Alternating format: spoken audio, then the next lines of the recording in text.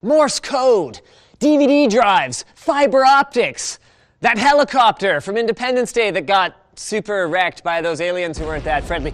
We've been using visible light to communicate with each other in a lot of different ways for a long time. But imagine this for a second. Data flowing out of your living room light fixture like water from a shower head. It's real, and it's called Li-Fi. The Li, of course, standing for Linus, because I invented, no, just kidding, standing for light. But aside from the novelty of it, how would this be better than existing standards like Wi-Fi that use radio waves? Great question. Well, unlike the RF signals that make up a Wi-Fi connection, which tend to spread out everywhere from the access point, visible light is easier to focus and concentrate in one area. I mean, just go outside with a magnifying glass on a sunny day if you don't believe me. This makes it possible to fit a lot more data into a Li-Fi signal, but then it raises even more questions. How would visible light transmit data anyway? Well, Li-Fi uses LED bulbs, which can be switched on and off very, very quickly. They don't have that warm-up time or that warm-up time of an incandescent or a fluorescent. So quickly can this be done, in fact, that the human eye cannot even detect it. But special receivers that can connect to your computer or other device can translate this flickering into actual data.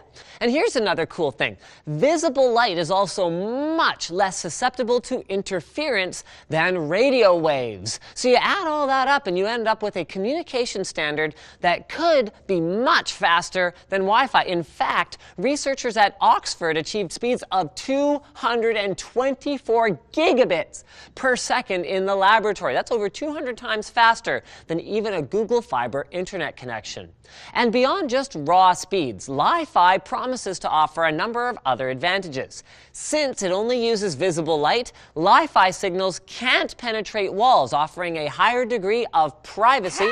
A malicious user who wants to snoop on your network traffic would actually have to be physically in the same room, or at the very least, creeping outside your window, making it nearly impossible for someone outside your home or office to eavesdrop on your wireless signal. And since Li-Fi uses relatively inexpensive LED bulbs, which consume less power than a Wi-Fi access point, visible light networks could be deployed relatively cheaply using mostly existing technology. The power savings also potentially could have significant implications for global energy consumption if Li-Fi becomes as ubiquitous as Wi-Fi has one day, especially as Li-Fi transmitters can be dimmed to reduce bandwidth if you don't need to download 15 movies in 1 second.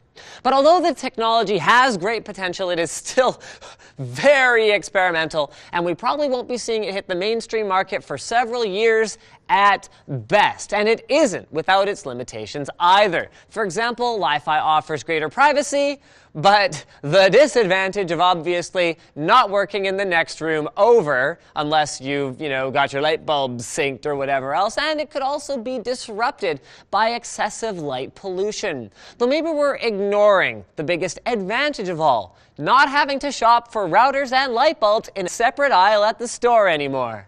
You guys should definitely check out the link in the video description to FreshBooks. It's designed for freelance workers or small businesses, and it's basically an online tool that makes invoicing, getting paid, and tracking your expenses easier. All the little details about cash flow are in one place so you know where you stand. It shows a full history of each invoice and allows you to check if your client has viewed the invoice and paid directly through FreshBooks by credit card.